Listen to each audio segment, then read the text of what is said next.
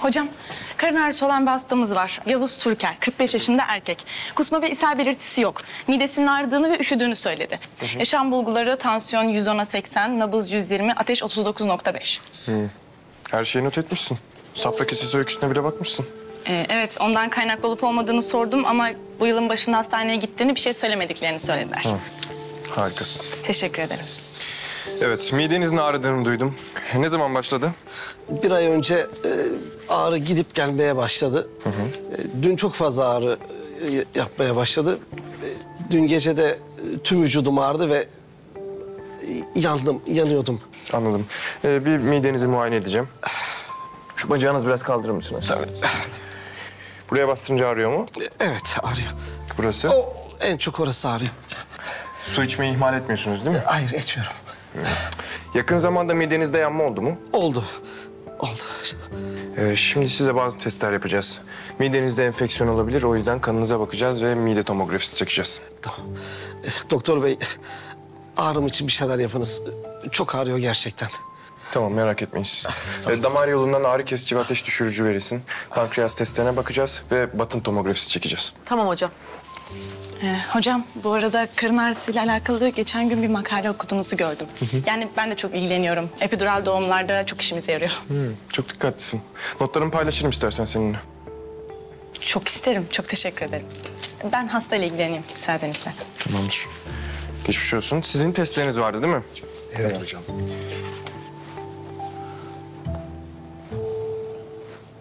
Bak genç adam. Bir kızın senden hoşlanıp hoşlanmadığını en iyi nasıl anlarsın biliyor musun? Nasıl? Hediye. Hediye bu gönül işlerinde adeta bir turnusol kağıdı görevi görür. Anlamadım. Bak kıza hediyeyi alacaksın, ondan sonra takipte kalacaksın. Eğer kız hediyeyi takıyorsa senden hoşlanıyor demektir. Ama yok, eğer hediyeyi takmıyorsa zaten hiç senin olmamıştır. Öyle değil mi Ömer hocam? Bir şey mi dediniz İhsan Bey? Kolay gelsin hocam. Kolay gelsin.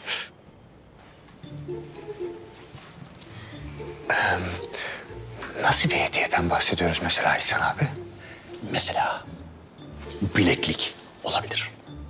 Özellikle de ucunda nazar boncuğu olan bileklikler bu ara çok moda Onurcuğum. Diyorsun. Evet diyorum. Sen İhsan Bozkır'a güven Onurcuğum. Hadi bakalım. Bileklik.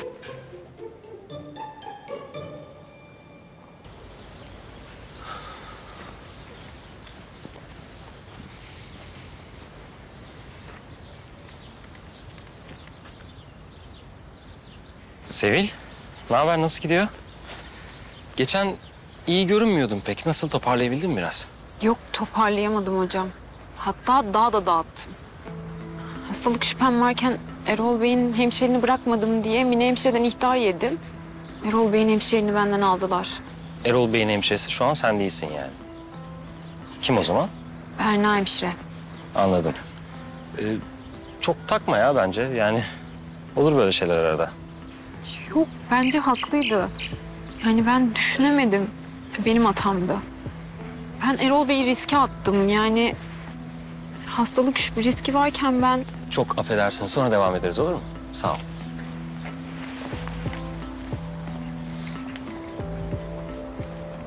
Leyla.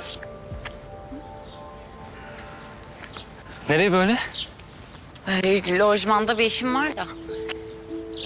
Dün niye daldın öyle acile ya? Yani sonra çok pişman oldum aslında kendi kendime Ömer'in durumunu söyledim diye. Yok canım, büyütülecek bir şey yok belki. Ya, yapılması gerekeni yaptım. Hakan Hoca'nın oraya girmesine göz yumamazdım. Ha, Hakan Hoca yüzünden yaptın yani. Evet, tam olarak öyle. Başka niye olabilir ki? Yani fenalaşan ben olsaydım yine girerdin içeri öyle mi? Yani tabii ki. Bak Berk, sana kim ne dedi bilmiyorum ama benim Ömer'le aramda hiçbir şey yok. Hiçbir şey olamaz da. Tamam, öyle diyorsan öyledir. Ama bana bunu niye söylüyorsun ki? Çünkü ben bu hastanedeki hiçbir meslektaşımla hiçbir şekilde romantik bir ilişki yaşayacak biri değilim. Ve ayrıca insanların bu imasından da bıktım, usandım artık. Gerçekten çok sıkıldım. Ben işimle konuşulmak istiyorum. Kimseye de o gözle bakmıyorum. Anladım. Kimseye... Kimseye. Hepimiz işimize bakalım.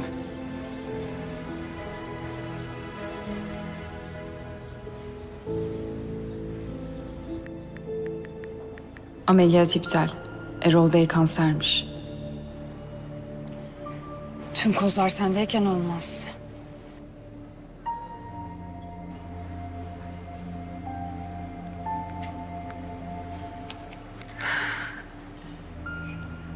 Alo Meltem.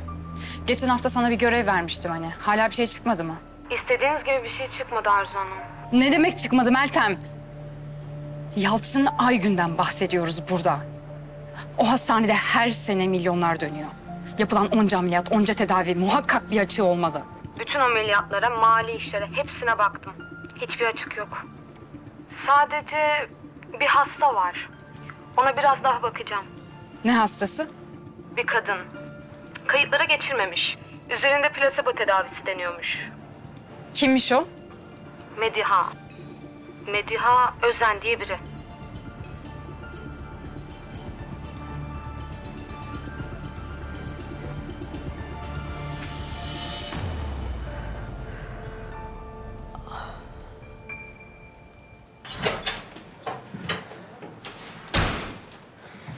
Merhaba Medya teyze, nasılsınız?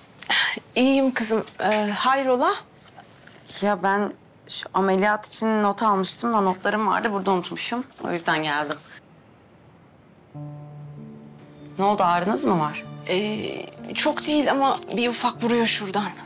Niye bize haber vermediniz? Kızım sizin işiniz başınızdan aşkın zaten. Hem Ömer'i de endişelendirmek istemiyorum hiç. Yok, olmaz öyle. Siz şöyle uzanın, ben bir kontrol edeyim. Ne diyorsun? Yani çok anladığım bir konu değil. Bilemiyorum o yüzden. Bence biz bir hastaneye gidelim. Hem ağrılarınız için size bir ilaç versinler, bir baksınlar. Leyla'cığım, benim doktorum sonuçta belli. Yani bir ona bir buna gitmek doğru değil biliyorum. Ama Yalçın Bey de telefonlarıma çıkmıyor. Meşgul galiba. Tamam, kalkın biz gidelim. Gidelim bir baksınlar. Sandalye ister misiniz? Yok yok, yürürüm. Tamam. Tutunun bana. Bir dakika. Buyurun. Tamam, yavaş.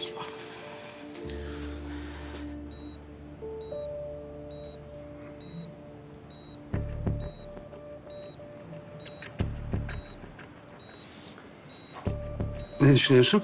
Bence pankreas kuyruğu. Anlıyorum. Ben de öyle düşünmüştüm. Ben pankreas kuyruğu olduğunu düşünmüyorum. Düşünmüyor musun?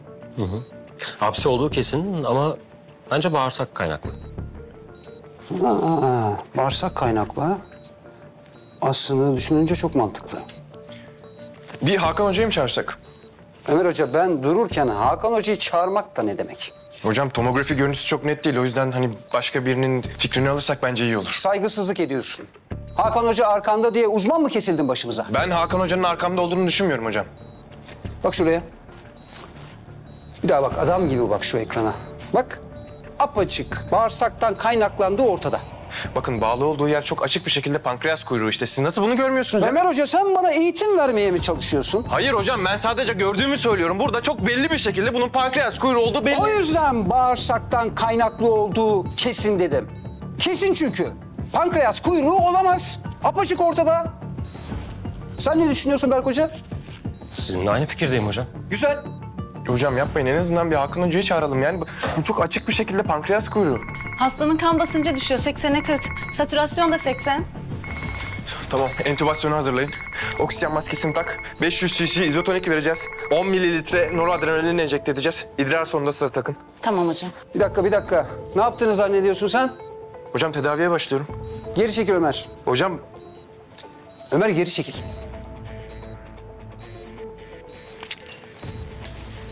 Hastayı entübe edelim. 500 cc izotonik verelim. Ayrıca saatte 10 mililitre noradrenalin enjekte edin. Bir de idrar sondası takılsın. Hastayı Berk Hoca ameliyat edecek. Yalnız bu benim hastam. Artık değil. Daha bir tomografiyi bile doğru dürüst okuyamıyorsun. Berk Hoca, hastayı ameliyathaneye hazırlayın. Tamam hocam. Anlaşıldı mı?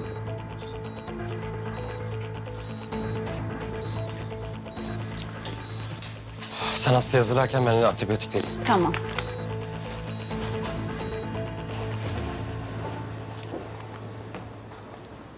Oo Onur Beyciğim, hayırdır ya? Bu yakışıklılık nereden böyle? Kasabaya kadar inmiştim de İhsan Bey bir ufak işim vardı. Mine şefimin haberi var. Onu hallettim geldim. Ne işin vardı? Annemin paraya ihtiyacı olmuş da bankaya gittim onu vermeye hemen geldim. Ya arkadaş bu çocuk hangi çağda yaşıyor acaba ya? Ya bu saatte banka mı olur? Öğle arasındayız şu an ya. O zaman hemfikir miyiz? Evet. Yalan söylüyor. Kesin yalan söylüyor. Ama gençler ben size söyleyeyim onun kokusu çıkar ha. Gerçi benim bir fikrim var ama iki iddia bir arada olmaz. Ben ilk önce birincisini kazanayım. Ondan sonrasına bakarız. Tamam mı? Gitseniz mi? Hani işimiz gücümüz var ya. Değil mi? Hani sabaha kadar burada beklemeyeceğiz ya. Hadi Bektaş, hadi. Allah'ım nasıl bir ekip ya? Ben nasıl bir ekibin içindeyim ya? Bediye teyze burada daha rahat edersiniz. Hem biz de sizi yalnız bırakmamış oluruz. Benim zaten buraya çok yakın bir odada bir hastam var Erol Bey. O yüzden ben hep buralardayım. Zahmet verdim size de. Sağ olun. Ya olur mu öyle şey Medya teyzeciğim? Ne zahmeti? İşimiz sonuçta o bizim. Ben şimdi Ömer'i durumdan haberdar edeceğim. Yalçın Hoca'yı da arayacağım. Anlaştık mı? Tamam kızım, tamam. Sağ olun. Sağ olun ikiniz de. Ne demek?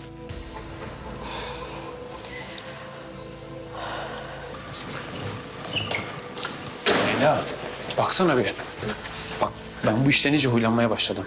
Kadıncağız sence de ilk geldiği halinden daha kötü gözükmüyor mu? Ben de aynı şeyi düşündüm biliyor musun? O da öyle acı içinde görünce. Ne yapacağız peki? Ben her şeyi anlatacağım Ömer'e. Yani ne diyeceksin? Ne diyeceğim gerçekten? Ben de anlamadım ki hiçbir şey. Acaba ilk önce Yalçın Hoca'yla mı konuşsan? Abi bilmiyorum ama bu olayı bir an evvel açıklığa kavuşturmamız lazım. Kadın kanser ve zaman kaybediyoruz. Ya biliyorum Murat ama ne yapacağımı bilmiyorum işte. Bilmiyorum ama bir şey yapmamız gerek yani. Bir an evvel bir şey yapmamız gerek.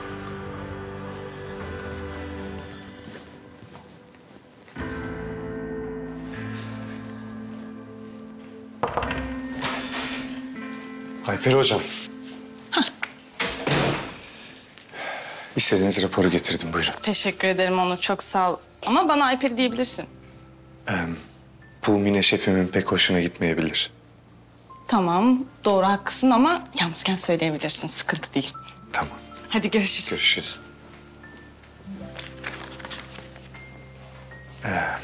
Alperi. Bu senin için. Bu ne?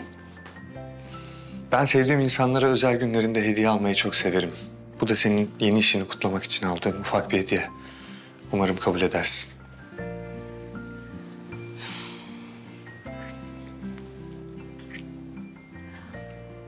Çok güzelmiş, çok teşekkür ederim. Yani o kadar uzun zamandır ben hediye almamıştım ki ya. En son çocukluğumda hediye almıştım biliyor musun? Çok teşekkür ederim tekrar. Rica ederim.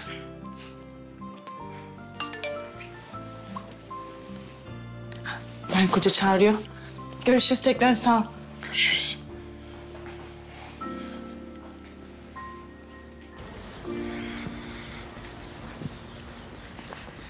Ömer hocam acilde yoktunuz. Bastı biraz orası. Hava almaya geldim. Teşekkür ederim. Ne oldu? Ne sıktı canını? Bülent Hoca ile biraz anlaşmazlık yaşadık. Yani problem açıkça pankreas kuyruğunda ama yani ısrarla bağırsakta olduğunu düşünüyor. Sorun bu kadar açıksa neden problemin bağırsakta olduğunu düşünüyor ki? Berk Aygün. Şimdi anlaşıldı.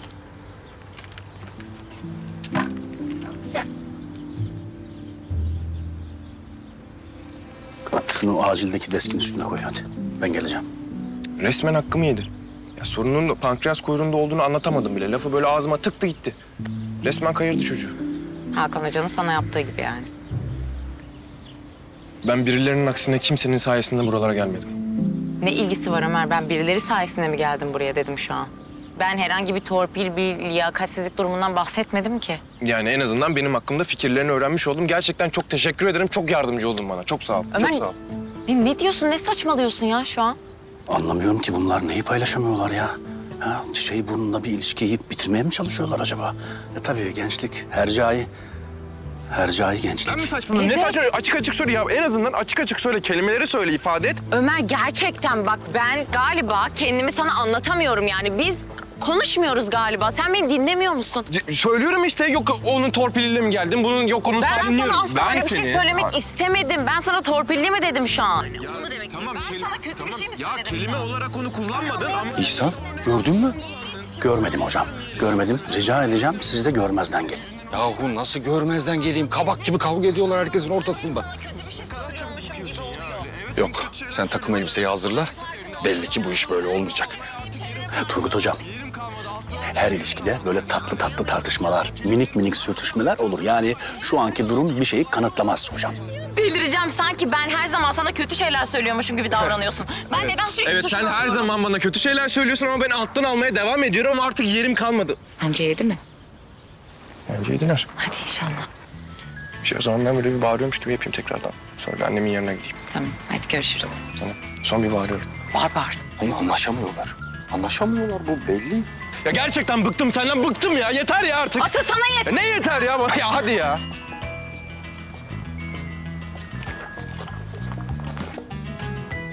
Ne oldu şimdi? Turgut hocam gidelim mi? Gidelim. Hadi gidelim hocam. Hadi buyurun hocam. Hocam beni çağırtmışsınız. Evet. Hiç genel cerrahi ameliyatına asistanlık yaptın mı?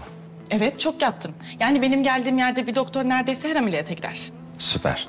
O zaman bugün bana sen yardım edeceksin. 10 dakika sonra ameliyathanede buluşalım, tamam? Hemen hazırlanıyorum. Harikasın.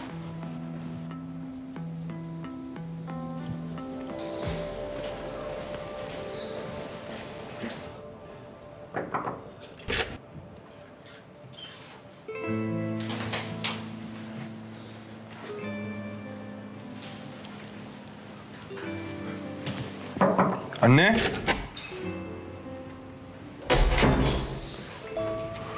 Alo? Leyla. Annem 2210'da değil miydi? Evet. Yok. Nasıl yok? Nerede olabilir ki? Yani bilmiyorum ki. Doğru dediniz efendim, çok doğru. Gençler anlamaz tabii değerini. Öyle. Ben sizi daha fazla rahatsız etmeyeyim. Sohbetiniz çok keyifliydi. Ne zaman isterseniz buyurun lütfen. Laf aramızda sizinle konuşmak bana da çok iyi geldi. Sağ olun. Ben de beklerim Erol Bey. Biliyorsunuz odalarımız çok yakın. Öyle ama benim halimi görüyorsunuz. Ama severek sizi rahatsız edeceğim. Görünen o ki bu illet bizi sizinle kader arkadaşı yaptı Medya Hanım. İnşallah siz de ben de bulacağız şifamızı. Selametle. Selametle. Sağ ol. Ayağınıza sağlık.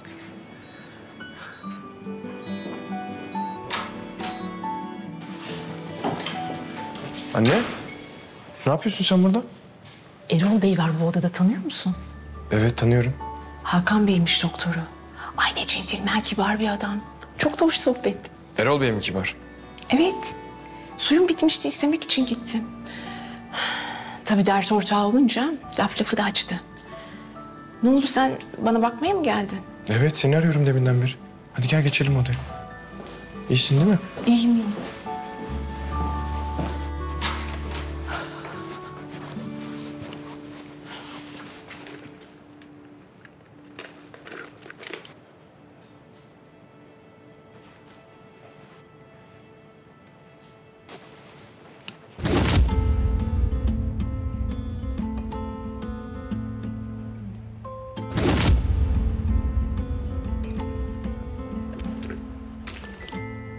Ne güzelmiş bilekliği.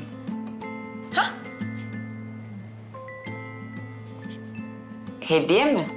Evet ya, öyle iş için hayırlı olsun diye. Görüşürüz.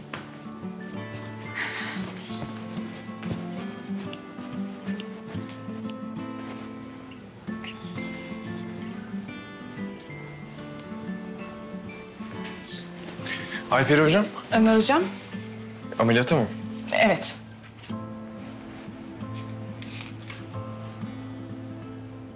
Bu absesi olan hasta mı? Evet, yani Berk Hoca kendisini hasta etmemi istedi de. Anladım.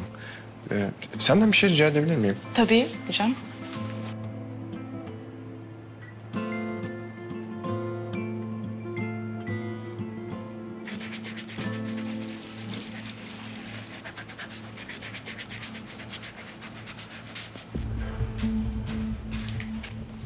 Senin ne işin var burada?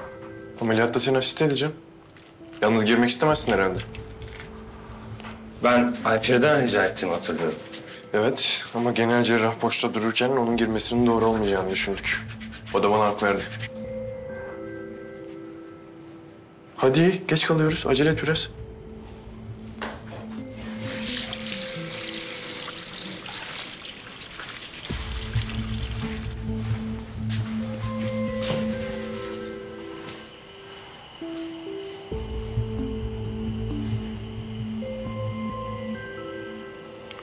Evet.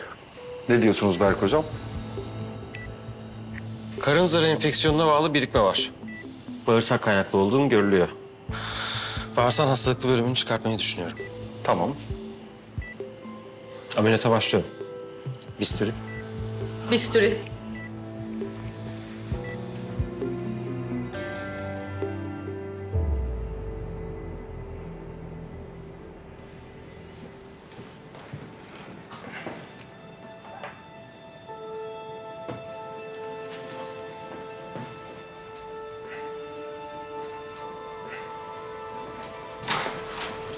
Hocam, Söyle. Ömer Hoca bunu size gönderdi.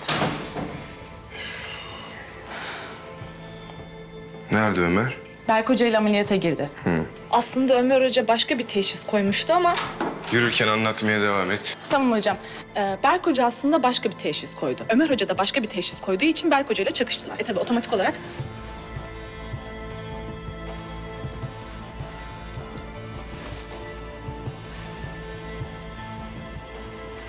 Bağırsak...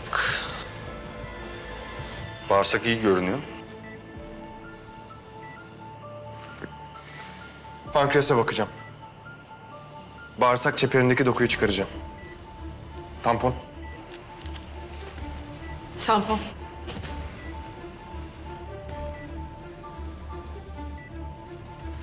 Kotar penset.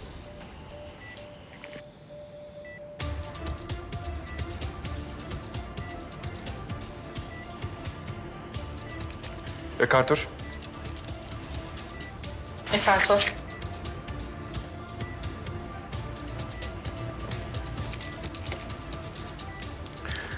Dediğim gibi pankreas kuyruğuymuş. Yok artık inanmıyorum. Gerçekten mi? O zaman bu hafta sonu kesin buluşuyoruz. Ulaş kapatsan ben seni arayacağım. Gel Hakan Hoca. Gel. Gir Hakan Hoca. Buyur otur. Gel.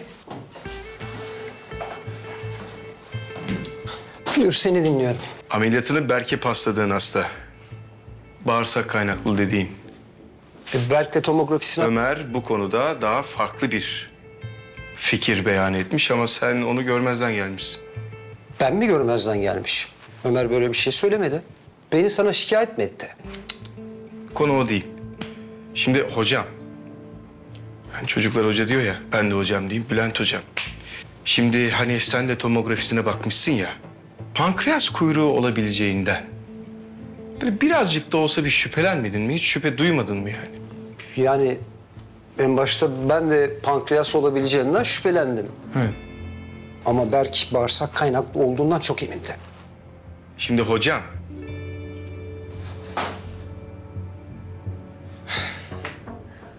Şimdi iki hekim farklı fikirlerde tartışıyorlarsa, yani fikir ayrılığına düşüyorlarsa Bu durumda kıdemli doktorun yani senin ne yapması gerekir?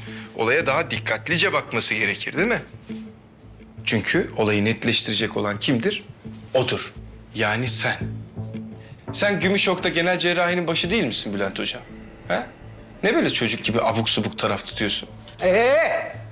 Yeter ama ya. Yeter, vallahi yeter ya. Dayan bir yere kadar ya. Ben de tıp okudum arkadaşım. Seninle aynı okula gittik. Seninle aynı okuldan mezunum. Dikkatini çekerim. Müsaadenle ben de tomografi okuyabiliyorum. Biz Berk'le böyle bir teşhis koyduk. Sen niye benim odama girip bana böyle bas bas bağırıyorsun ki? Hesap soruyorsun ki? Eşkıya mısın?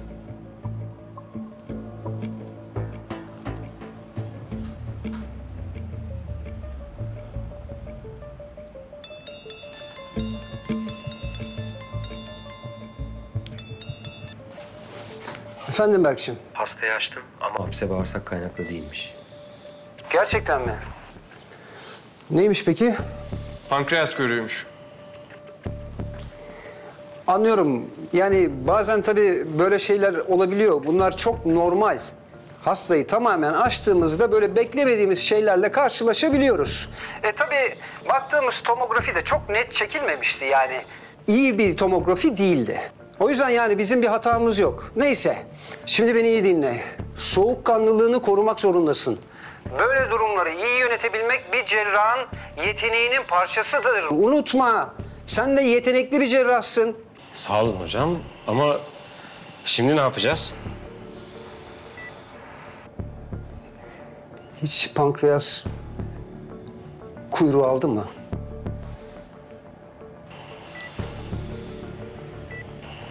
Bir kez, birkaç kez de yardım ettim. Ne güzel işte bak, harika. Deneyimin de var. Ne duruyorsun? İşte sana fırsat. Neden yapabileceklerini göstermiyorsun? Ben sana güveniyorum, hadi. Bir sorun olursa buradayım, gelirim. O yüzden endişelenme. Tamam mı? Tamam.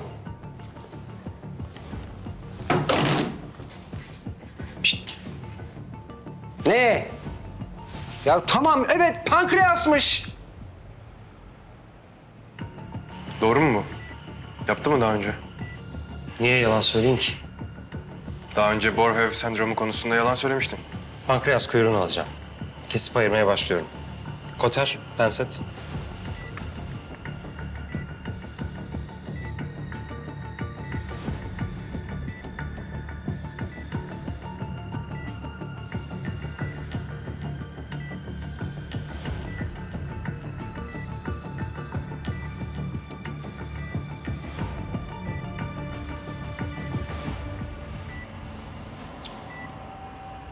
Lütfen Bülent Bey arar mısınız?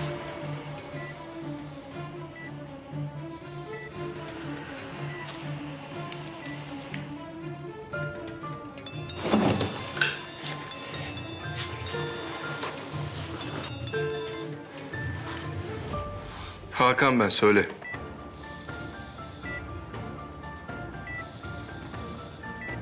Berk Hoca şu an pankreas kuyruğunu alıyor. İyi, ne güzel. Ellerine sağlık şimdiden. Kolay gelsin. Sorun ne? Söylemeyecek misin sorunun ne olduğunu? Sorun ne dedim? Dalağı da ayırıp ayırmamam gerektiğini bilmiyorum. Onu sormak için aradım hocam. Bekle. Bir daha söyle. Dalağı da ayırıp ayırmamam gerektiğini bilmiyorum. Onu sormak için aradım. Tabii ki onu da ayıracaksın. Neden? Bir sorun mu var? Dalak atar damarınızı oymakta zorlanıyorum. Atar damarı keseceğim diye korkuyorum. Haklısın, anlıyorum. Bu yüzden de çok dikkatli olmalısın. Çok kolay gelsin. Ne yaptığını sanıyorsun sen? Olmadı mı? Beğendiremedik mi? Söyledim ya işte. Yahu çocuk diyor ki yardıma ihtiyacım var. Yapamıyorum diyor. Gitsene. Kim? Ben mi? Yok ben. Ulan sen ne biçim doktorsun ya? Bir kendine gel be. Sen değil miydin bu çocuklarla birlikte tanıyı koyan? Ara onları. Ara de ki geliyorum yardıma. Hiçbir şey yapmasınlar. Ameliyathaneye gireceksin. Ara, yemin ederim yapıştıracağım suratına ha. Tamam. Tamam.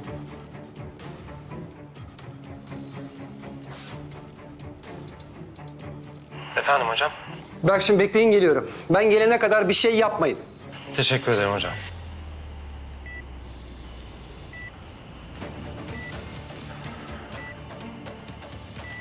Aferin Bülent Hoca.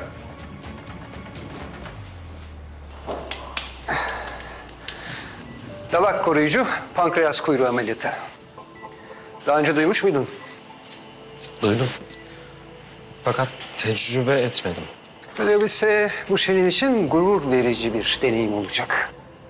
Çünkü bu konuda haklı bir öğretim var. Dikkatlice izleyin arkadaşlar. Belki bir şeyler öğrenebilirsiniz. Penset, koter.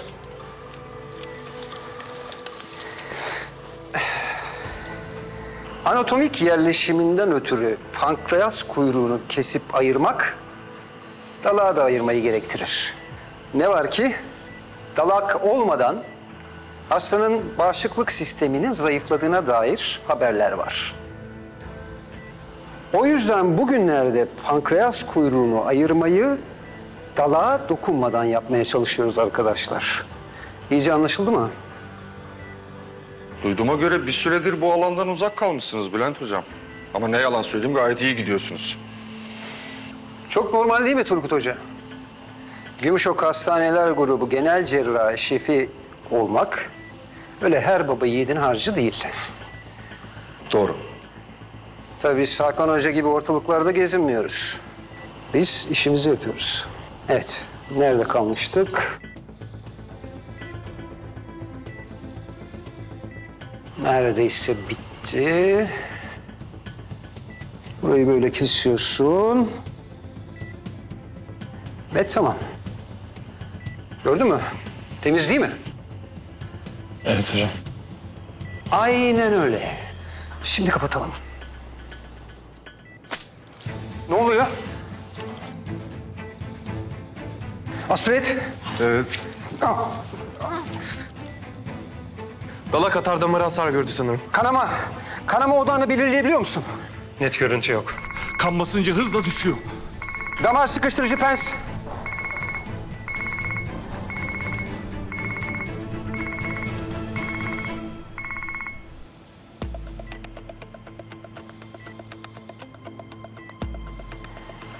Vakum. Bir daha. Hadi. Vakum. Hadi. Sponge. Yıkama. Gördüm tamam. Damarı buldum. İyi görünmüyor. Sanırım dalağı almak zorunda kalacağım. Bisturi.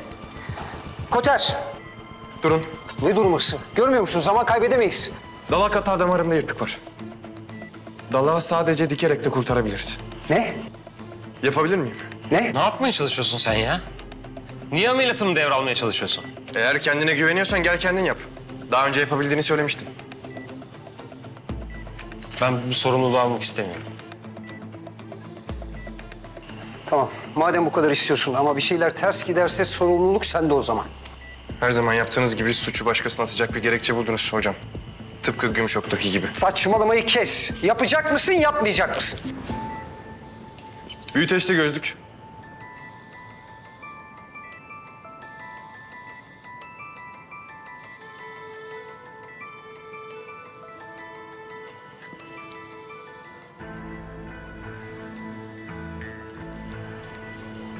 Beş sıfır dikiş ipi.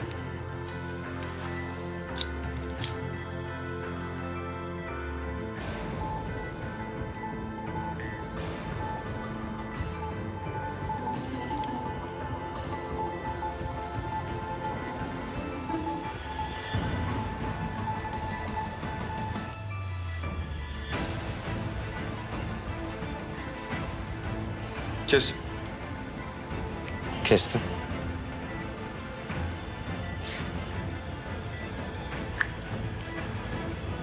Kes. Kestim. Kes. Kestim.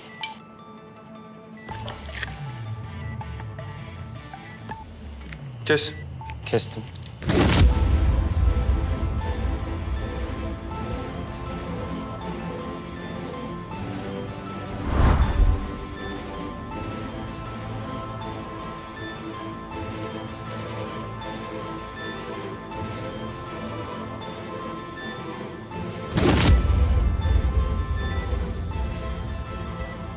Kes.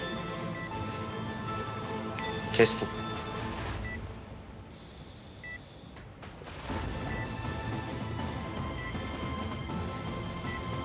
Kes. Kestim.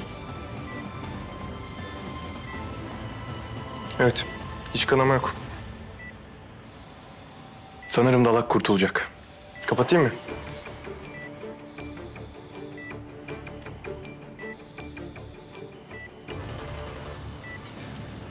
Cerrah seti.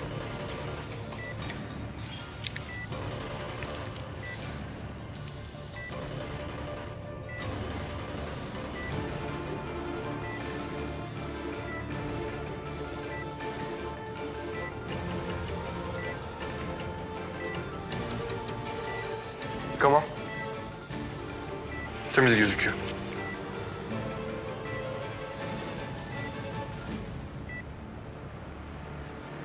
Biyopsi sonuçlarını gönderdim sana. Bakabildin mi? Gördüm.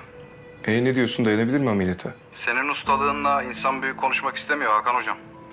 Bak, kalbin kaç günü var bilmiyorum. Öte yandan ameliyatta da akciğere hiç güvenmiyorum. O yüzden lütfen bana moral verme, bana doğruyu söyle. Onkolog olarak sana tek söyleyebileceğim, bunun zaten geç kalınmış bir vaka olduğu. Ameliyatı başarsan bile narkozun ciğerlere etkisi işini imkansız hale getiriyor. Ve bence sen de bunun farkındasın.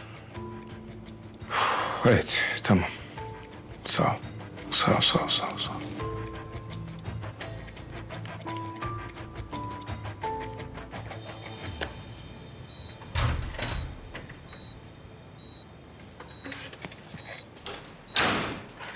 Erol Bey, nasılsınız? Belli. Haberler kötü. Öyle demeyelim.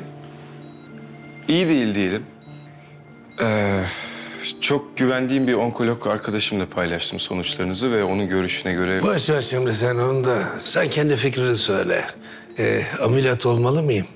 Yoksa nasıl olsa kanserden öleceğim için bu tehlikeli ameliyata hiç girişmemeli miyim? Yani böyle bir durumda bir doktorun yapması gereken şey aslında hastasının kararını uygulamaktır. Ben size bütün olasılıkları söyleyebilirim ama Erol Bey hayatınız adına bir karar veremem. Tamam. Diyelim ki ameliyat olmamaya karar verdim. Ne olur? Vallahi benim felaketim olur. Çünkü ben kalbinizi değiştirip hayatınızı kurtardıktan sonra sizden sürekli para istemeyi düşünüyordum. Ama tabii o gemi artık kaçtı galiba. İşte sen bunun için benim doktorumsun. Neyse, lafı çevirme. Söyle bakalım ameliyat olmazsam ne olur? Kanser tedavisini mevcut kalbiniz taşımayabilir. Üstüne kanserli bir akciğerle de bu kalp değişimi ameliyatı daha da riskli bir hal alır. İşin açığı buna siz karar vereceksiniz Erol Bey. Çünkü iki organınızdan hangisinin önce çalışmayı bırakacağını kimse ne tahmin edebilir ne de bunun garantisini verebilir. Peki, ne olursa olsun ameliyat olacağım dersem ne olur? Şimdi bu yapay kalp değişimi ameliyatı zaten başlı başına riskli bir ameliyat. Yaşınızı ve kanseri de göz önüne alırsak maalesef durum daha da riskli bir hale geliyor. Anladığım kadarıyla hiçbir seçim benim için iyi değil.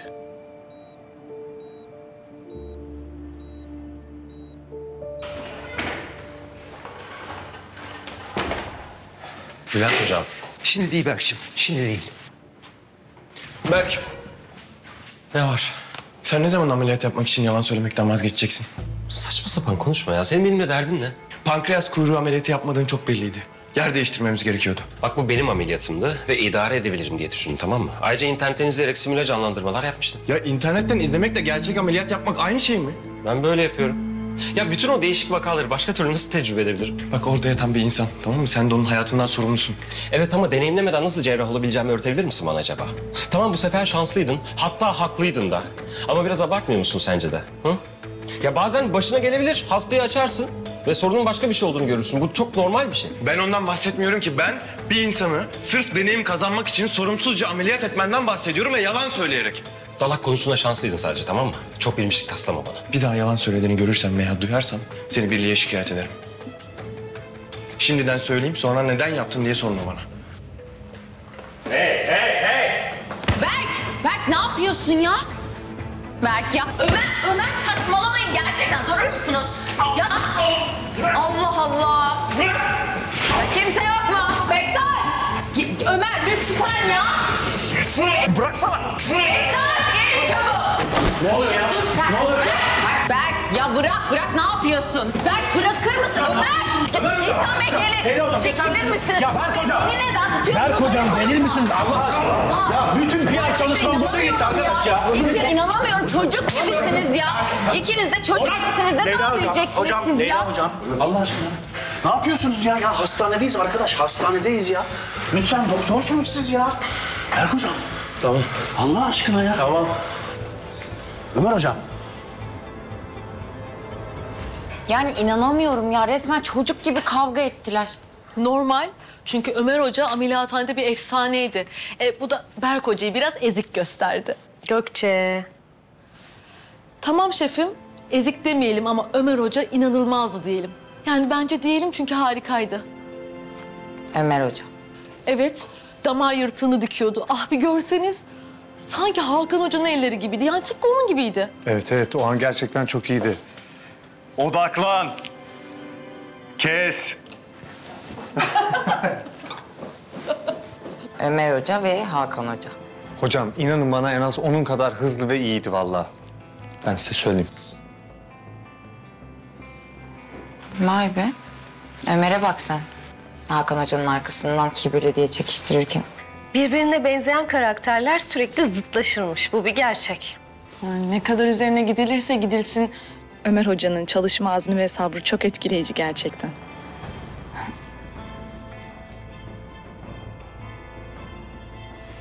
Kesinlikle. Ömer Hoca doğru bir yolda ilerliyor. Bugün tam bir yıldızmış.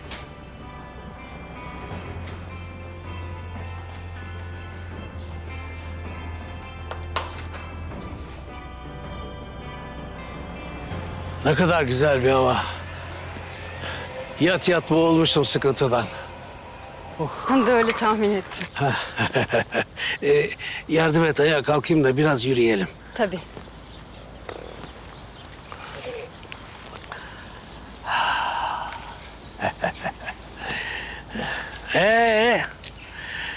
Söyle bakalım. Senin bir söyleyeceğin bir şeyler var. Beni buralara taşıdığına göre.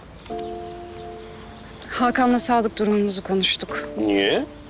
Benim sağlık durumunda bir şey mi var? O hastalığın adını ağzıma almak istemiyorum ama siz zaten beni bildiğimi biliyorsunuz. Ne yapacaksınız? Neye karar verdiniz? Bilmem. Sen benim yerimde olsan ne yapardın? Bence en doğrusu bir an önce Gümüşok'a geçmek. Yok onu demiyorum. Ciğerlerimin bu ameliyatı kaldırmayacağını söyledi Hakan Hoca. Şimdi bütün bunları bile bile sen olsan gene de bu ameliyat olmayı seçer misin? Ben sizin yerinize karar veremem.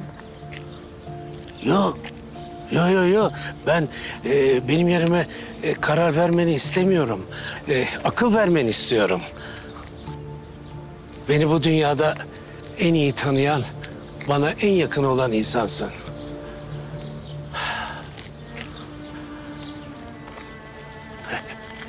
Niye şaşırdın? Sen sadece benim yöneticim değil, kızım gibisin. Her zaman senin sözünü dinler, itimat eder ve sana güvenirim. Bunu biliyorsun değil mi? Evet ama ben sizin paranızı yönetiyorum. Ama bu bambaşka bir konu. Burada söz konusu olan sizin hayatınız. Benim param hayatımdan kıymetlidir bilirsin. Ama son zamanlarda o terazinin de yönü şaştı. Bu hastaneden mi desem, insanlardan mı desem...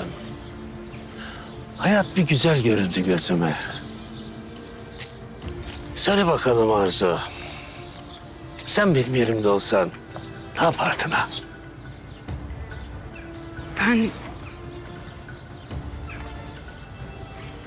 Söyledikleriniz beni gerçekten çok duygulandırdı. Yani ne söyleyeceğimi bilemiyorum. Ama bu... Yani bu konuda sizin yerinize karar vermek imkansız gibi. Kendin için değil, benim için. Benim için düşün ve karar ver. Söyle, sen ne yapardın?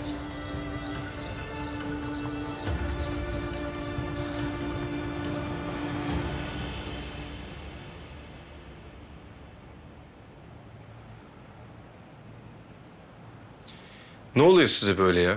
Ha? Niye böylesiniz siz? Söylesenize ne oluyor hadi. Ameliyatıma karıştı. Ben de buna sinirlendim. Bir daha böyle bir şeyin yaşanmayacağına emin olabilirsiniz. Senin söyleyeceğin bir şey yok mu? Yok.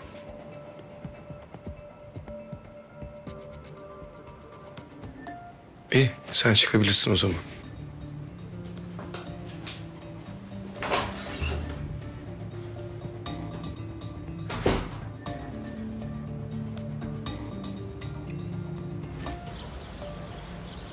Ben galiba yaşamak için sonuna kadar direnirdim. Onun için de ilk tehlikeye yönelirdim. Kalbiniz. Peki ya masada kalırsam?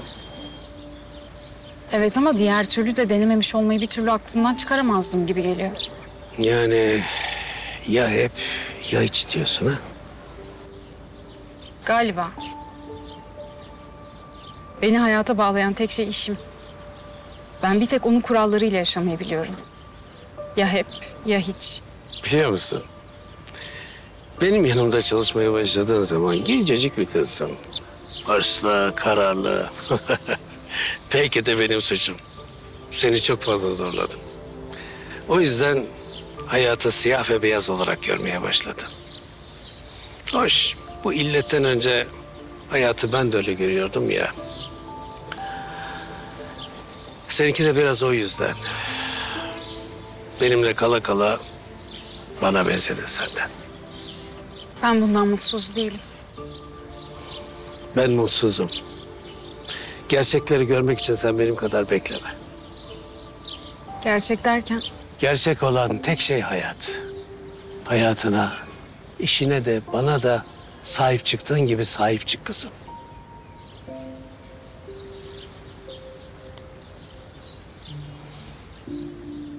Evet, anlat bakalım, seni dinliyorum.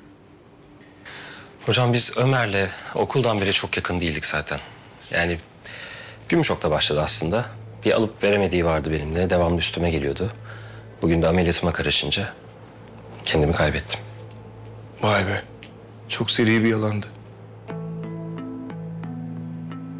Doğruları bana anlatmak mı istemiyorsun yoksa gerçekten mitomani boyutuna kadar vardı mı senin bu rahatsızlığın? Anlamadım. İkimiz de gayet iyi anladık Berk. Gayet iyi anladık. Çıkabilirsin. Erol Bey'in ameliyatında da istemiyorsunuz değil mi beni?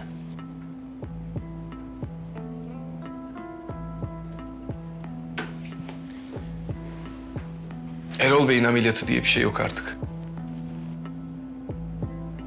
İleri evre akciğer kanseri. Gidip bunu babana söyle diyeceğim ama zaten çoktan öğrenmiştir. Ne demek istiyorsunuz? Berk, ikimiz de gayet iyi biliyoruz ki sen bu ameliyata, bu ameliyat ekibinin içine baban istediği için girmek istiyorsun. Biliyor musun Berk? Oval bir taştansa üstünde çıkıntıları olan bir taşı tercih ederim. Çünkü üstünde çıkıntıları olan bir taş, kendi tarzı olan, kendi fikirleri olan insanlara benzer. Bir taş ustası düşün, üstünde çıkıntıları olan bir taşın üstüne skarpirasını koyar ve onu işlemeye başlar. Bu bana gerçekten çok büyük haz verir ve onu izlemekten çok zevk alırım. Ama aynı şeyi oval taş için söyleyemeyiz çünkü o işlenmiştir çoktan. Artık işlenemez yani. Ve maalesef benim bu hastanede istediğim taş oval taş değil. Berk. Ben burada kendini geliştirebilecek, kendini işleyebilecek, kendi felsefesiyle kendi yolunu, kendi gitmek istediği yolu çizebilecek, o yolu bulabilecek insanlara ihtiyaç duyuyorum. İş arkadaşlarına. Ben senin o insanlardan biri olduğunu sanmıştım. İlk geldiğin zaman yapmak zorunda olmadığın bir ameliyatı yaptığın zamandan bahsediyorum. Üstelik çok net ve açık konuşacağım. Bunu yaparken gayet iyiydin. Seni buraya, bu hastaneye göndermesini babandan ben istedim. Ama galiba yanlış bir karardı. Şimdi buraya gönderilme amacına hizmet et ve gidip şunları babana tek tek söyle. Erol Bey burada ameliyat olmayacak. Hatta Erol Bey ameliyat bile olamayacak. Yani artık babanın endişelenmesini gerektirecek bir durum yok.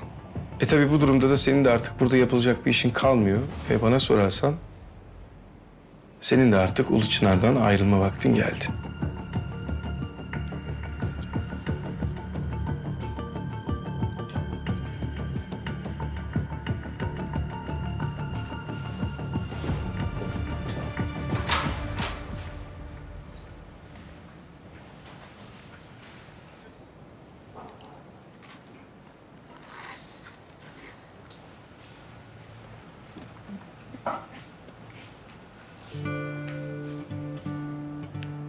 Leyla.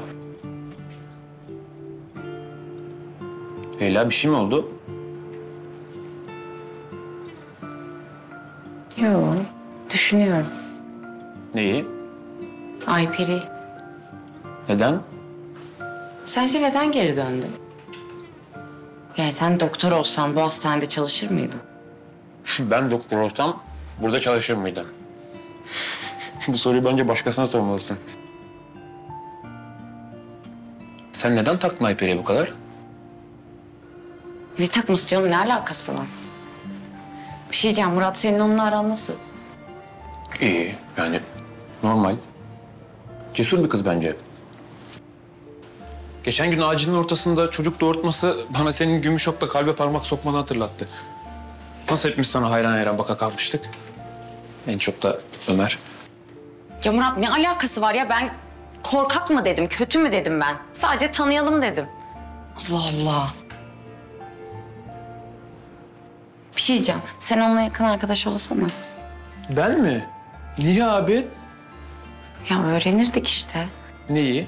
Ya baksana yine geldi bir yerler. Allah aşkına ne oluyor bu sefer direkt söyle. Konu ne? Üf, sana laf anlatamayacağım şimdi. Üf, sana laf anlatamayacağım şimdi. Leyla. Merhaba hocam. Merhabalar. Leyla hocam merhaba, nasılsınız? Şey diyeceğim hocam, yani Ömer Hoca öyle çok soğuk ve çok aksi gibi görünebilir ama yaklaştıkça, şey yaptıkça efendim çok iyi bir kalbi olduğunu göreceksiniz siz Leyla hocam. Öyle değil mi Turgut hocam? Tabii kesinlikle öyle. Evet.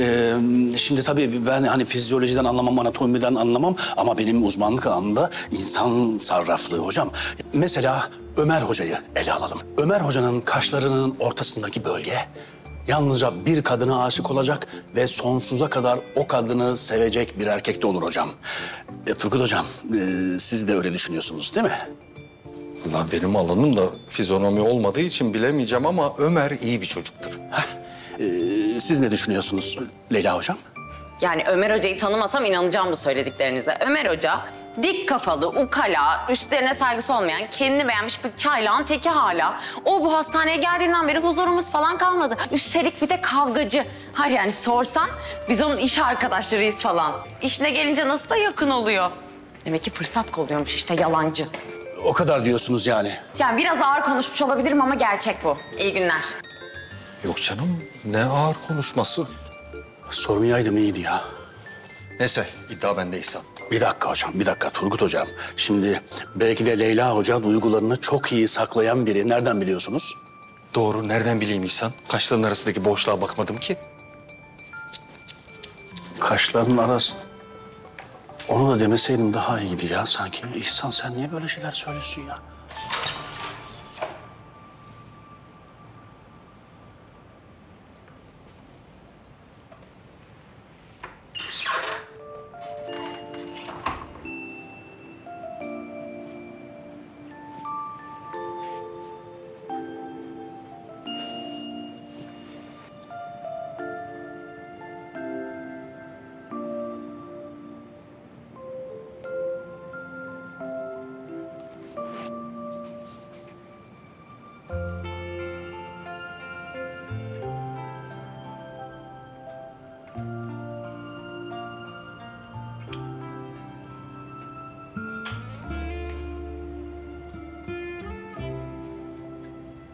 Beni önemsiyorsun, kabul et.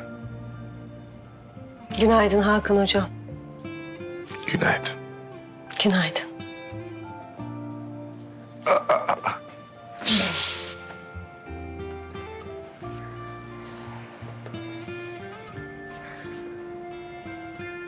Demek Hakan Hoca. O Hakan Hoca dediğin acilden içeriye daldı. Üstelik mers şüphesi varken.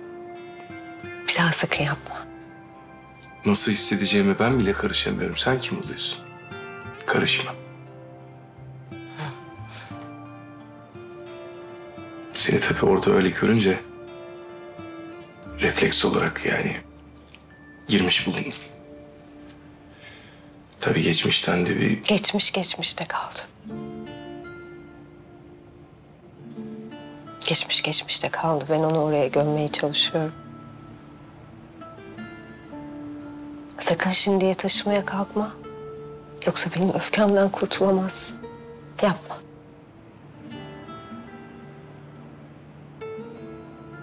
Benden nefret etmiyorsun ama biliyorum. Senden nefret etmediğim için kendimden nefret ediyorum.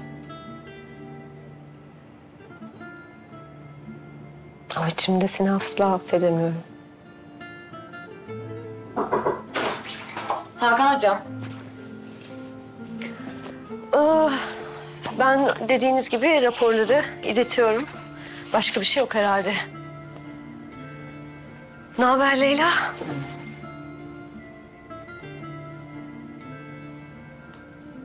Ben bir şey soracaktım ama.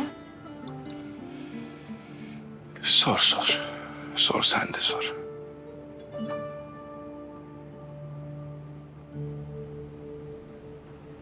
Akciğer kanseri mi? Evet, ileri evre. Bilginin kaynağından emin miyiz?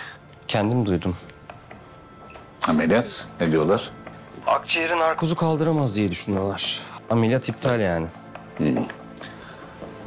Bu bilgiyi nereden aldın, nereden duydun? Hakan Hoca'dan. Hakan Hoca'nın kendisi mi söyledi? Yüzüme söyledi baba. Tamam. Baba. Efendim? Ameliyat iptal olduğuna göre ben dönebilir miyim artık? Ortam biraz daha yatışana kadar bekle. Evet ama ben burada... Ben ne diyorsam onu yap.